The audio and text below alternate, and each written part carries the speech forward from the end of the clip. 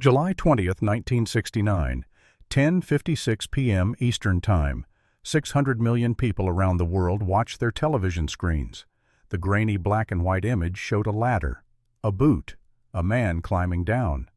That's one small step for man, one giant leap for mankind. Neil Armstrong stepped onto the lunar surface. America had won the space race. President John F. Kennedy's bold promise to put a man on the moon before the decade ended had been fulfilled. Every American watching knew who to thank. President Kennedy, the handsome young president who'd stood before Congress in 1961 and declared America would go to the moon. The martyred leader whose vision had carried the nation to this historic moment. But here's what those 600 million people didn't know. John F. Kennedy nearly killed the space program. In 1963, Kennedy secretly ordered his staff to explore canceling the moon mission. The cost was too high. The political benefits weren't worth it. Kennedy wanted to propose a joint U.S. Soviet moon mission instead, sharing the glory with our Cold War enemy. Kennedy's commitment to the moon landing? A myth, created after his assassination, polished by his family, sold to the American people as historical fact. Want to know who actually put America on the moon? A crude, ruthless political operator from the Texas Hill Country. A man who understood power better than anyone in Washington. A man who maneuvered, manipulated, and muscled billions of dollars through Congress to build the infrastructure that made Apollo possible. His name was Lyndon Baines Johnson. As Senate Majority Leader in the 1950s, LBJ created NASA when Eisenhower didn't want it. As Vice President, LBJ saved the space program when Kennedy tried to gut it. As President, LBJ poured money into Apollo even as Vietnam consumed his presidency and the nation rioted in the streets. Without Lyndon Johnson, there would have been no moon landing, no Neil Armstrong, no one small step for man. But when Armstrong stepped onto the moon in 1969, Johnson wasn't even invited to mission control. NASA didn't mention his name. The media credited Kennedy, and history forgot the man who actually made it happen. This is the story of how Lyndon Baines Johnson, the most powerful, effective, and ruthless politician of his generation, built the American space program with his bare hands, and how America gave all the credit to someone else. October 4th, 1957, Johnson City, Texas. Lyndon Baines Johnson stood in the backyard of his Texas ranch, staring up at the night sky. He was 49 years old, the most powerful man in the United States Senate, the majority leader who could pass or kill any legislation with a phone call. But on this night, Lyndon Johnson felt powerless. Somewhere up in that black Texas sky, a Soviet satellite was orbiting Earth. Sputnik, a 184-pound metal sphere with 4 radio antennas, beeping its way across the heavens every 96 minutes. The Russians had beaten America into space. Johnson later wrote, "The Roman Empire controlled the world because it could build roads." Later, when it moved to sea, the British Empire was dominant because it had ships. Now the communists have established a foothold in outer space. It is not very reassuring to be told that next year we will put a better satellite into the air. Perhaps it will even have chrome trim and automatic windshield wipers. Johnson understood something that President Eisenhower didn't. Sputnik wasn't just a scientific achievement. It was a propaganda victory. It was the Soviet Union telling the world, "We are more advanced than America. Our system works better. Our scientists are smarter. Our future is brighter." And millions of people, especially in newly independent nations in Africa, Asia, and Latin America, were listening. Johnson also understood something else, something more practical, something rooted in Texas dirt and political calculation. Whoever controlled space would control the future. And whoever funded the effort to control space would control billions of dollars in federal spending, tens of thousands of jobs, and entire industries. Lyndon Johnson decided, standing in his Texas backyard in October 1957, that America would win the space race, and that he, Lyndon Baines Johnson, would be the man who made it happen, not for glory, not for history, not for science, for power. August 27, 1908, Stonewall, Texas, Hill Country, Lyndon Baines. Johnson was born in a small farmhouse with no electricity and no indoor plumbing.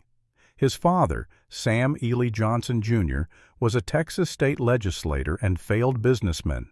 His mother, Rebecca Baines Johnson, came from a more refined background and never quite adjusted to the poverty of hill country life. Young Lyndon grew up watching his father struggle.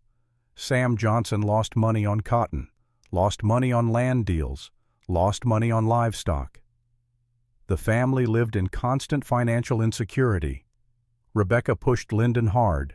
She wanted him to be educated, refined, cultured, everything the rough hill country wasn't.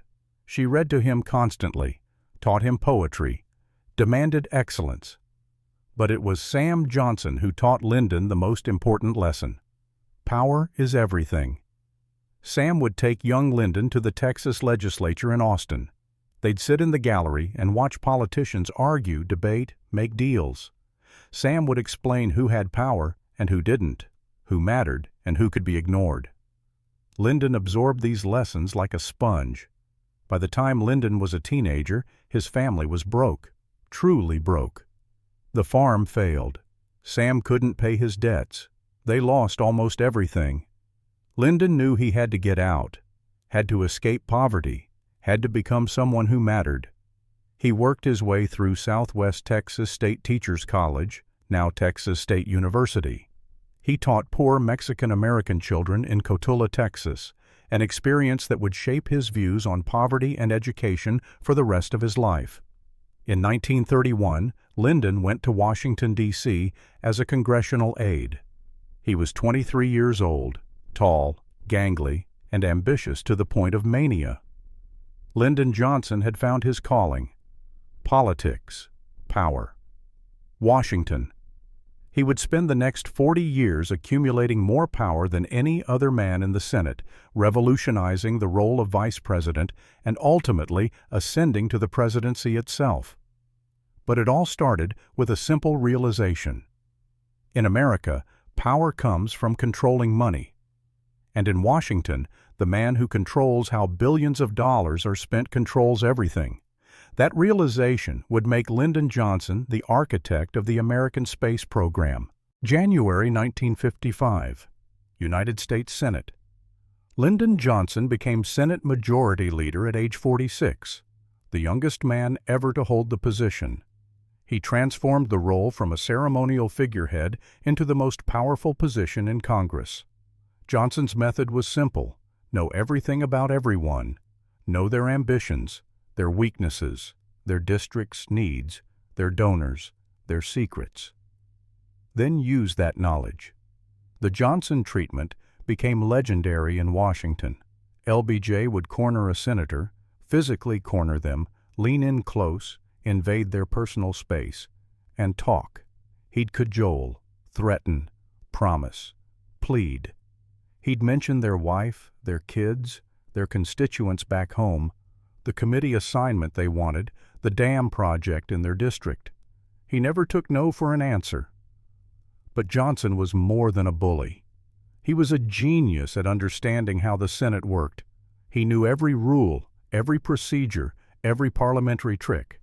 He could move legislation through the Senate faster than anyone thought possible, or kill it without a vote ever happening. By 1957, Lyndon Johnson was arguably the second most powerful man in America after President Eisenhower. Some said he was the most powerful, since Eisenhower preferred golf to governing. Then Sputnik launched.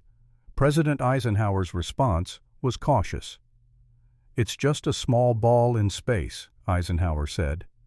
The president didn't want to panic the American people or waste money on a space race with the Soviets.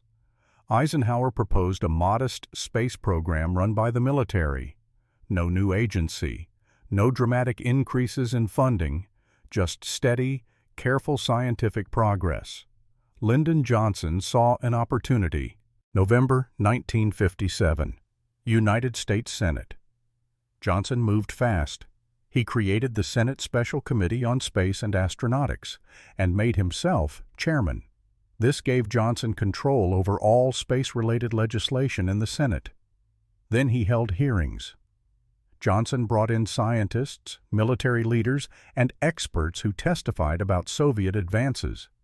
He painted a picture of America falling behind, of Soviet supremacy in space leading to Soviet supremacy on Earth.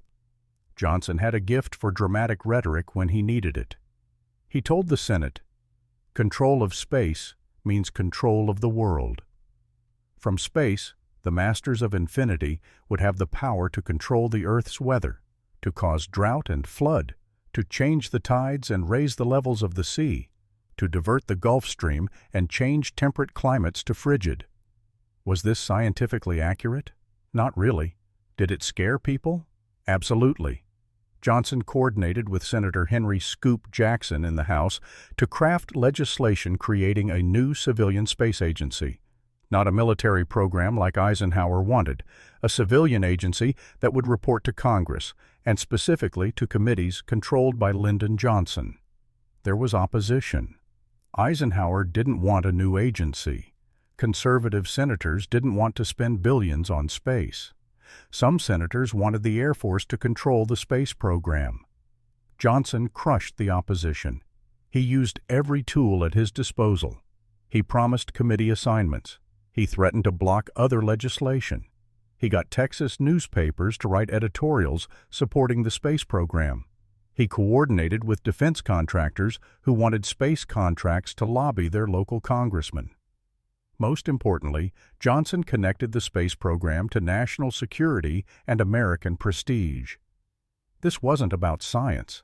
This was about beating the Russians, about proving capitalism was superior to communism, about winning the Cold War. On July 29, 1958, President Eisenhower signed the National Aeronautics and Space Act, creating NASA. Lyndon Johnson had created America's space agency, but he wasn't done. The new law included a provision, inserted by Johnson, creating the National Aeronautics and Space Council. This council would oversee NASA and coordinate space policy across the government. And who would chair this council? The Vice President.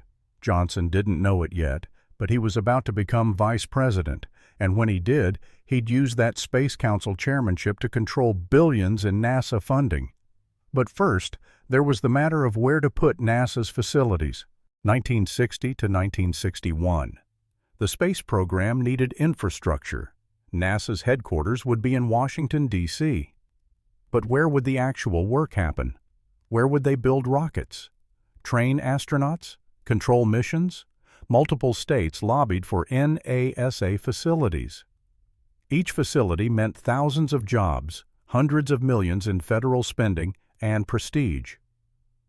Lyndon Johnson, as Senate Majority Leader and soon-to-be Vice President, had enormous influence over these decisions.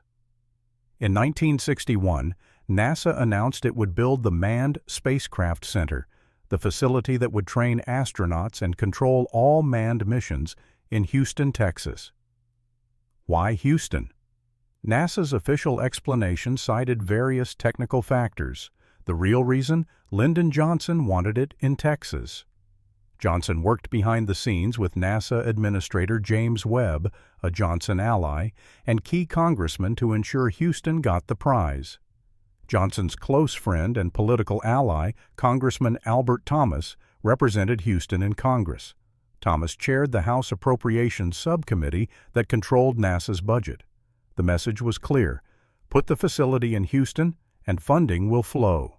Don't, and you'll have budget problems. Houston got the Manned Spacecraft Center, later renamed Johnson Space Center. But Johnson didn't stop there. He ensured that NASA contractors like North American Aviation, General Dynamics, and other aerospace firms opened major facilities in Texas. He pushed for the Michoud Assembly Facility in Louisiana, close to Texas, where Saturn V rockets would be assembled. By the mid-1960s, Texas had become the center of America's manned spaceflight program. Thousands of jobs, billions in federal contracts, all flowing through the state of the vice president. Johnson's critics called it pork barrel politics. They accused him of using the space program to enrich Texas at the expense of other states. They were absolutely right. That's exactly what Johnson did. But here's the thing. Johnson's political maneuvering made the space program possible. By spreading NASA facilities and contracts across multiple states, Texas, Florida, Alabama, California, Louisiana, Johnson created a political coalition that supported massive space spending. Every state with a NASA facility had congressmen who would vote for space funding. Every state with aerospace contracts had senators who would protect the program. Johnson turned the space program into a political machine that could survive budget cuts, changing presidents, and public opinion shifts. It was brilliant. It was ruthless. It was Lyndon Johnson.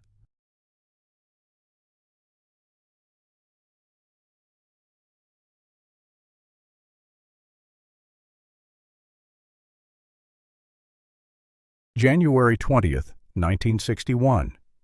John F. Kennedy became president. Lyndon Johnson, after a bitter fight for the Democratic nomination, became vice president. It was the worst mistake of his career, or so he thought at the time. The vice presidency was powerless, a dead-end job. Johnson went from being the most powerful man in the Senate to being a ceremonial figurehead who attended funerals and gave boring speeches. Johnson was miserable. The Kennedy White House staff, young, educated, sophisticated, looked down on Johnson. They mocked his Texas accent, his crude manner, his political background. They called him Uncle Corn Pone behind his back. Bobby Kennedy, the president's brother and attorney general, particularly despised Johnson. The feeling was mutual.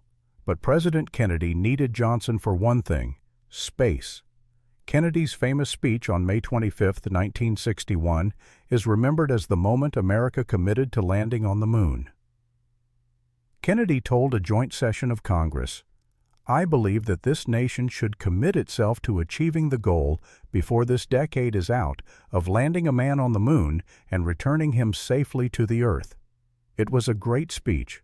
Kennedy delivered it with his characteristic eloquence and charisma. But here's what history doesn't tell you. Kennedy was reluctant to make that commitment. In April 1961, the Soviet Union had put Yuri Gagarin into orbit, the first human in space. America was embarrassed. The Bay of Pigs invasion of Cuba had just failed, making Kennedy look weak. Kennedy needed a win, something bold, something to restore American prestige. Kennedy turned to his vice president. "Lyndon, I need you to figure out what we can beat the Russians at. Can we put a man in space before them? A laboratory in space? A trip around the moon?" Johnson consulted with NASA Administrator James Webb and Wernher von Braun, the former Nazi scientist leading America's rocket program. They told Johnson the same thing. The Soviets were ahead in space, but America could catch up. The moon was achievable if Congress funded it properly. Johnson wrote a memo to Kennedy recommending the moon mission. Not because it was scientifically necessary, because it was politically necessary. America needed a victory.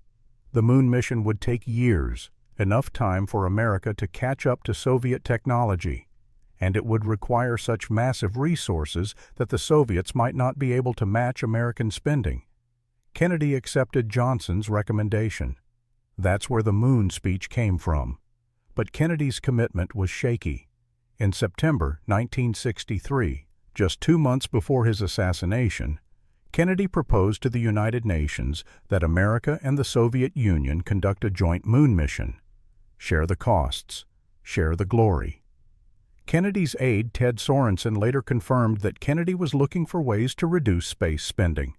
The Apollo program was expensive, consuming nearly 5% of the federal budget by 1963. Kennedy wanted to cut costs. Lyndon Johnson opposed Kennedy's joint mission proposal. Johnson understood that a joint mission would undermine the entire point, beating the Soviets, proving American superiority. Johnson used his position as Space Council chairman to slow-walk Kennedy's proposal. He argued that Soviet cooperation couldn't be trusted, that sharing rocket technology with the Communists was dangerous. The debate never resolved. On November 22, 1963, President Kennedy was assassinated in Dallas. Lyndon Johnson became president. And the first thing Johnson did, literally one of his first acts as president, was to commit fully to the moon mission. November 1963. Johnson Space Center, Houston. 5 days after Kennedy's assassination, President Johnson visited the Manned Spacecraft Center in Houston. He told NASA leadership, "We will continue the space program. Everything President Kennedy started, we will finish." But Johnson did more than continue the program. He saved it. By late 1963, Apollo was in trouble. Costs were escalating. Technical challenges were mounting. Some in Congress wanted to cut funding or delay the program. Johnson wouldn't allow it. He used every political tool he'd mastered over 30 years in Washington. He called congressmen personally. He invited skeptics to the White House. He connected space spending to jobs in their districts. He framed Apollo as Kennedy's legacy, something that had to be honored.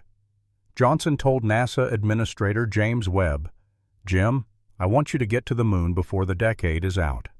I don't care what it costs. Get it done." Between 1964 and 1968, Johnson's presidency poured unprecedented funding into NASA. Apollo's budget peaked at $5.9 billion in 1966, nearly $50 billion in today's dollars. As a percentage of the federal budget, NASA received more money during Johnson's presidency than at any other time in history. Johnson protected NASA even as the Vietnam War consumed his presidency, even as cities burned during race riots, even as protesters surrounded the White House chanting, "Hey, hey, LBJ, how many kids did you kill today?" Vietnam destroyed Johnson's presidency. It cost him his historical legacy. It drove him from seeking re-election in 1968. But Johnson never cut NASA's budget, never slowed Apollo, never wavered. Why? Partly because Johnson saw Apollo as Kennedy's legacy, and Johnson wanted to honor Kennedy despite their complicated relationship. But mostly because Lyndon Johnson understood that Apollo represented something bigger than politics. It represented American capability, American engineering, American determination. Johnson later said, "I knew that if we let the space program fail, if we let the Soviets beat us to the moon, then we'd be telling the world that America's best days were behind us, and I wasn't going to let that happen." By 1968, Apollo was on track. The infrastructure Johnson had built as Senate Majority Leader was paying off. The political coalition Johnson had constructed was holding. The funding Johnson had secured was being spent. In January 1969, Lyndon Johnson left office. His presidency was considered a failure. Vietnam had destroyed his reputation. He left Washington as a broken, defeated man. 6 months later, America landed on the moon. July 20, 1969, Johnson Ranch, Texas. Lyndon Johnson watched the moon landing on television at his ranch in Texas, alone with his wife, Lady Bird. He wasn't invited to Mission Control in Houston. NASA didn't ask him to attend. President Nixon didn't invite him to the White House to watch. Johnson, the man who created NASA, who secured the funding, who built the infrastructure, who saved the program when Kennedy nearly killed it, watched from home like any other American. The television coverage focused on President Kennedy's vision, on Neil Armstrong's courage, on President Nixon's leadership, even though Nixon had nothing to do with Apollo. Lyndon Johnson's name was barely mentioned. Walter Cronkite, anchoring CBS's coverage, briefly noted that Johnson had supported the space program as vice president and president. That was it, a brief mention, 30 seconds in hours of coverage. Lady Bird later wrote in her diary, Lyndon watched the moon landing with mixed emotions, pride in what had been accomplished, sadness that he wasn't part of the celebration. Johnson called Neil Armstrong after the landing to congratulate him. Armstrong thanked Johnson for his support of the program. But the call wasn't publicized. The media didn't cover it. When NASA celebrated Apollo 11, they invited President Nixon. They invited the astronauts' families. They invited celebrities and dignitaries. They didn't invite Lyndon Johnson. Why? Partly because Johnson was out of office and politically toxic. Vietnam had made him unpopular. Inviting Johnson might have turned the celebration into a political controversy, but partly because history had already decided who deserved credit for Apollo: President Kennedy. Kennedy's "We choose to go to the moon" speech had become iconic. Kennedy's assassination had made him a martyr. Kennedy's family, especially Bobby Kennedy before his own assassination in 1968, and Ted Kennedy, had worked to cement JFK's legacy as the visionary who sent America to the moon. The Kennedy mystique was powerful. The media loved it. The public believed it. Lyndon Johnson? He was the crude politician from Texas, the man who'd gotten America stuck in Vietnam, the president who'd chosen not to run for re-election because he was so unpopular. Johnson didn't fit the narrative of Apollo as a noble, visionary achievement, so history wrote him out of the story. Here's the uncomfortable truth that historians now acknowledge. John F. Kennedy was not particularly committed to the moon mission. Kennedy's initial moon speech in 1961 was motivated by politics, not vision. He needed to restore American prestige after the Bay of Pigs disaster and Gagarin's orbital flight. Throughout his presidency, Kennedy repeatedly questioned the cost of Apollo. In private conversations, recorded on White House taping systems, Kennedy expressed doubts about whether the moon mission was worth the expense. In November 1962, Kennedy told NASA Administrator James Webb, "I'm not that interested in space. We're ready to spend reasonable amounts of money, but we're talking about fantastic expenditures which wreck our budget." Kennedy proposed cutting Apollo's budget multiple times.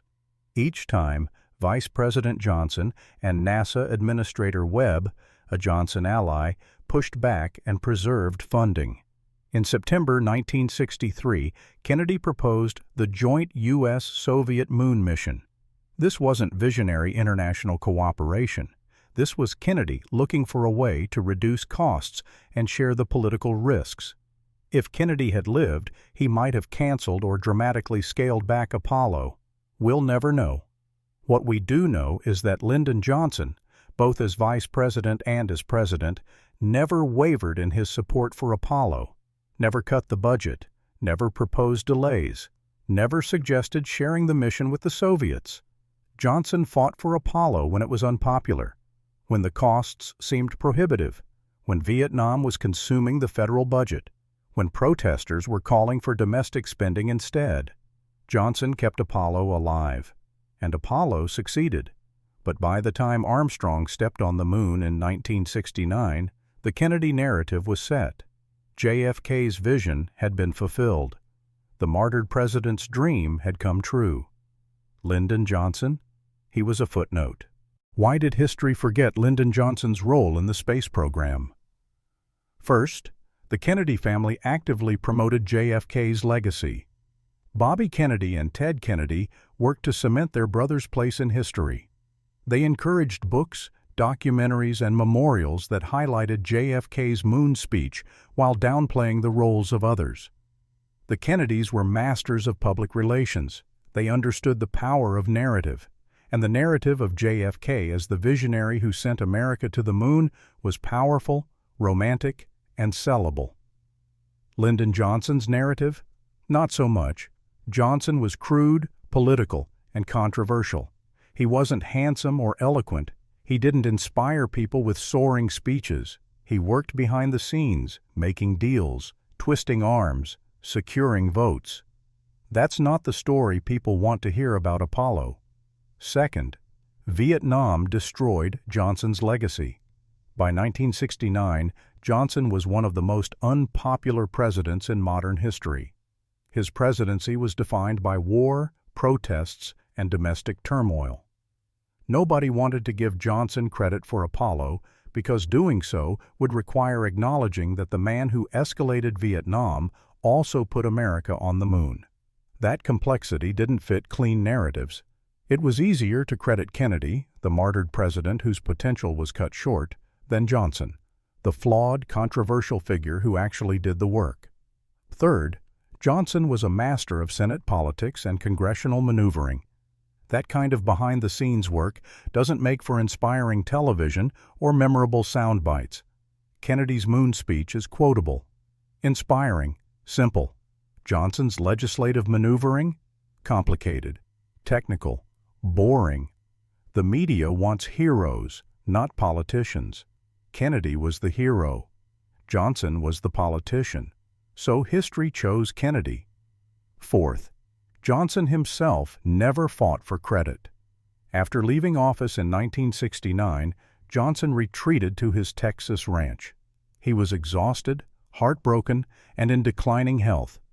He died in January 1973, just 4 years after leaving office. Johnson never wrote a detailed memoir about his space program achievements, never launched a public relations campaign to claim credit, never pushed NASA or the media to acknowledge his role. Johnson's White House tapes, which document his crucial role in funding and protecting Apollo, weren't released until decades after his death. By then, the Kennedy narrative was firmly established. Fifth, NASA itself had incentives to credit Kennedy. The Kennedy name carried prestige. Associating Apollo with JFK made the program seem visionary and noble rather than political and pragmatic. NASA renamed the Manned Spacecraft Center the Kennedy Space Center in 1963. Wait, no, that's wrong. The Florida Launch Facility is Kennedy Space Center. The Houston facility became Johnson Space Center in 1973, shortly after Johnson's death. But even that renaming was controversial. Some wanted to keep the Kennedy name. Some wanted to honor someone else. Johnson Space Center was a compromise, and by 1973, Johnson was already being forgotten. The result? Most Americans know Kennedy's role in Apollo. Few know Johnson's.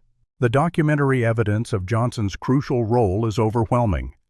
As Senate Majority Leader, 1957 to 1961, created the Senate Special Committee on Space and Astronautics, drafted the National Aeronautics and Space Act, creating NASA, secured initial NASA funding over Eisenhower's objections, inserted the Space Council provision giving the Vice President control over space policy. As Vice President, 1961 to 1963, chaired the National Aeronautics and Space Council, recommended the moon mission to Kennedy in April 1961, wrote the memo that led to Kennedy's famous speech, protected Apollo funding from Kennedy's proposed cuts, opposed Kennedy's joint mission proposal with Soviets, ensured the Manned Spacecraft Center was built in Houston. As President, 1963 to 1969, immediately committed to finishing Apollo after Kennedy's death, increased NASA's budget to its historical peak, protected Apollo from budget cuts, despite Vietnam War costs, appointed and supported NASA Administrator James Webb, personally intervened to resolve technical and management problems, maintained political support for Apollo despite declining popularity. The White House tapes, Johnson's recorded phone calls and meetings, document his constant attention to the space program. Johnson tracked Apollo's progress personally. He called NASA administrators. He checked on technical problems. He demanded updates. Congressional records show Johnson's role in securing space funding. NASA's budget increased dramatically under Johnson's Senate leadership and presidency. That money didn't appear magically. Johnson made it happen through legislative maneuvering and political pressure. Oral histories from NASA engineers and administrators consistently credit Johnson. James Webb, NASA administrator from 1961 to 1968, repeatedly stated that Johnson was Apollo's most important political supporter. Webb said, "Without Lyndon Johnson, there would have been no Apollo program." Wernher von Braun, the rocket scientist who designed the Saturn V, said the same thing. Von Braun: "Johnson was the one who made it possible. He understood what needed to be done, and he made sure it got done." Even the astronauts acknowledged Johnson's role, privately, if not publicly. Neil Armstrong called Johnson after the landing. Buzz Aldrin later wrote about Johnson's importance to the program. But this evidence didn't matter to the public narrative. By 1969, the story was set. Kennedy was the visionary, and Apollo was his legacy. January 1973. Johnson Ranch, Texas. Lyndon Johnson died on January 22, 1973. He was 64 years old. Heart attack.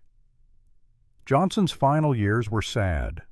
He watched his presidency be judged harshly by history. He saw Vietnam define his legacy. He knew he'd never be remembered the way Kennedy was remembered.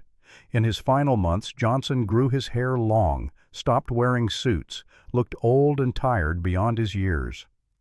One of his final interviews was with Walter Cronkite for CBS.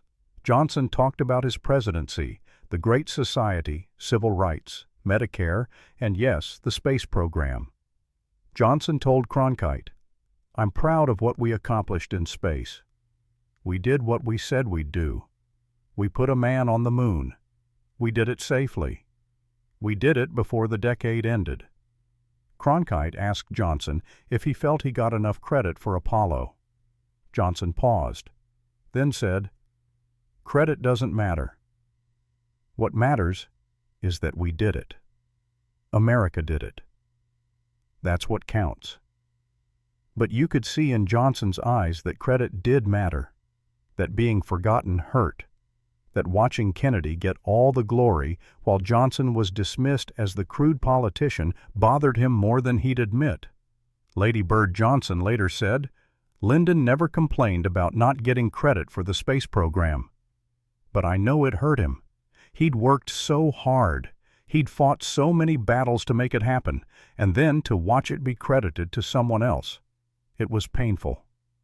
Johnson's funeral was attended by presidents, senators, and dignitaries. But it was small compared to Kennedy's. Quiet, somber. Not a celebration of a great life, but a sad ending to a controversial presidency. The eulogies focused on civil rights and the Great Society. The space program was barely mentioned. Within months, the Manned Spacecraft Center in Houston was renamed the Johnson Space Center. It was a gesture, a small acknowledgement of Johnson's role. But by then, it was too late. The narrative was set. Kennedy's name was associated with Apollo. Johnson's name was associated with Vietnam. That's how history remembers them. Here's the real story of Apollo. It wasn't a vision. It was politics. It wasn't inspired by scientific curiosity. It was motivated by Cold War competition. It wasn't the product of one man's dream. It was the result of thousands of engineers, hundreds of thousands of workers, and billions of dollars in federal spending. And the man who made that happen, who secured the money, built the infrastructure, created the political coalition, and protected the program through every challenge, was Lyndon Baines Johnson. Kennedy gave a great speech. Kennedy's assassination created a mythology. Kennedy's family promoted a legacy. But Johnson did the work. Johnson understood something fundamental about government. Vision without execution means nothing. Speeches without funding accomplish nothing. Dreams without political maneuvering remain dreams. Kennedy had the vision, even if he didn't fully believe in it. Johnson had the execution. And execution, boring, complicated, political execution, is what actually changes the world. Johnson created NASA when Eisenhower wanted a military program. Johnson secured billions in funding when Congress wanted to spend less. Johnson brought the space program to Texas, creating a political base that protected it. Johnson saved Apollo when Kennedy considered canceling it. Johnson increased NASA's budget when Vietnam was draining resources. Every step of the way, Lyndon Johnson was there, working behind the scenes, making deals, twisting arms, threatening, promising, executing. That's not the romantic story we want to hear about Apollo. We want to hear about vision and inspiration and human potential. But the truth is that Apollo happened because a crude, ruthless, brilliant politician from Texas made it happen. Not with speeches, with power. And power, real political power, is what built America's space program. Lyndon Johnson's erasure from the Apollo story is part of a broader pattern. Johnson passed the most comprehensive civil rights legislation since Reconstruction. The Civil Rights Act of 1964. The Voting Rights Act of 1965. These laws transformed America and ended legal segregation. But Johnson doesn't get the credit.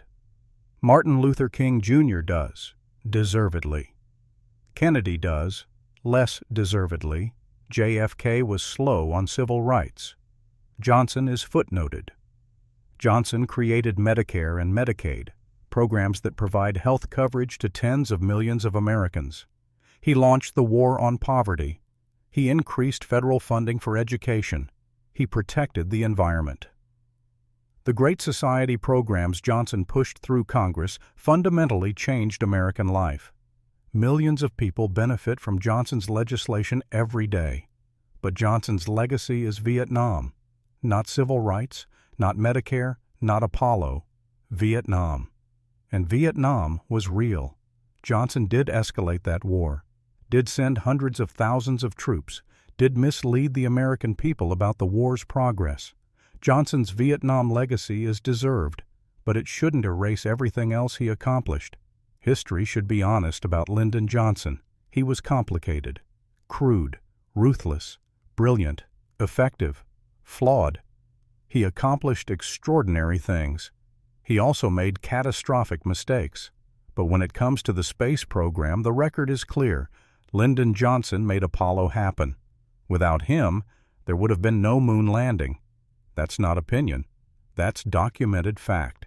Yet history chose to credit Kennedy instead. Why? Because Kennedy was more palatable, more inspiring, more marketable. Because Kennedy died young and became a martyr while Johnson lived and became controversial. Because we prefer simple stories to complicated ones. Because we want our heroes to be handsome and eloquent, not crude and political. So we gave Kennedy the credit, and we forgot about Johnson. That's American history, not what actually happened, but what we want to believe happened.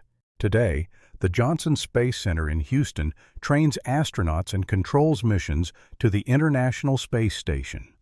Every NASA mission, every shuttle launch, every space station expedition, every future Mars mission goes through Houston. That facility exists because Lyndon Johnson put it there. The entire infrastructure of America's space program, NASA's organizational structure, its congressional funding mechanisms, its political support base, was built by Lyndon Johnson. Every American achievement in space since 1969 rests on the foundation Johnson created. SpaceX launches from Cape Canaveral, selected as a launch site during Johnson's Senate leadership. Astronauts train at Johnson Space Center. NASA's budget is protected by the political coalition Johnson built. Johnson's work echoes through every American space achievement. But most Americans don't know that. They know Kennedy's moon speech. They don't know Johnson's legislative maneuvering.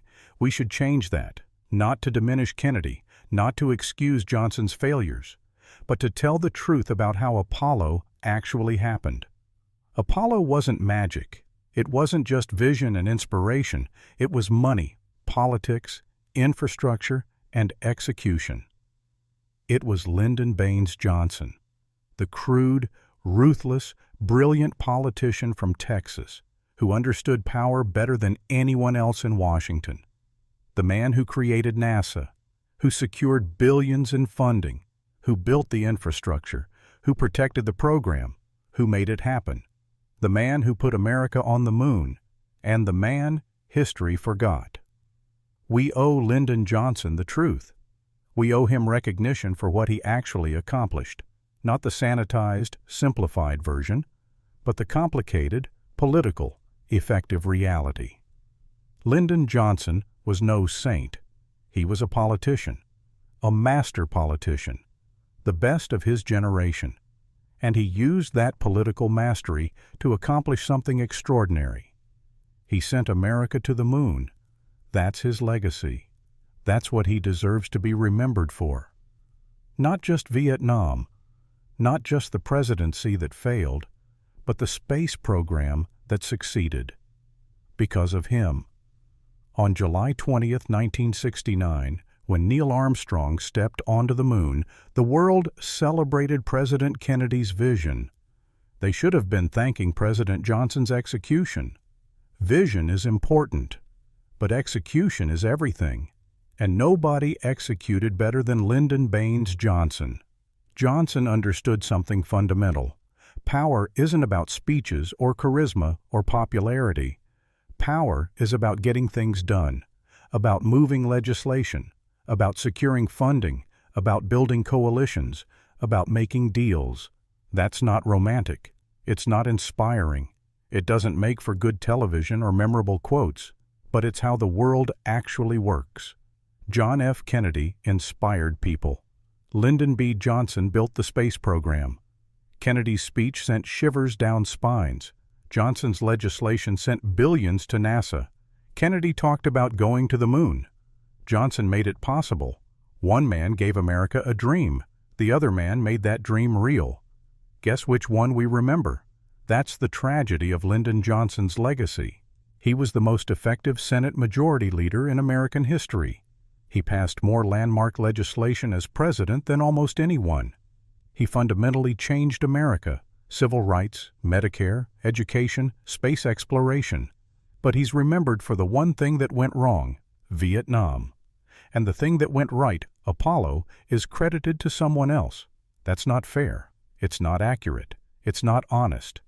History owes Lyndon Johnson better. We owe him the truth about what he accomplished. We owe him recognition for the space program he built with his bare hands. We owe him acknowledgement that without his political genius, there would have been no Apollo, no moon landing, no one giant leap for mankind. Lyndon Baines Johnson put America on the moon, not with a speech, with power, and it's time we remembered that. Lyndon Baines Johnson, 36th President of the United States, August 27, 1908, January 22, 1973, Senate Majority Leader, 1955 to 1961, Vice President, 1961 to 1963, President, 1963 to 1969, Creator of NASA, Architect of the Apollo program, the man who put America on the moon. If one morning I walked on top of the water across the Potomac River, the headline that afternoon would read, "President Can't Swim." Lyndon B. Johnson.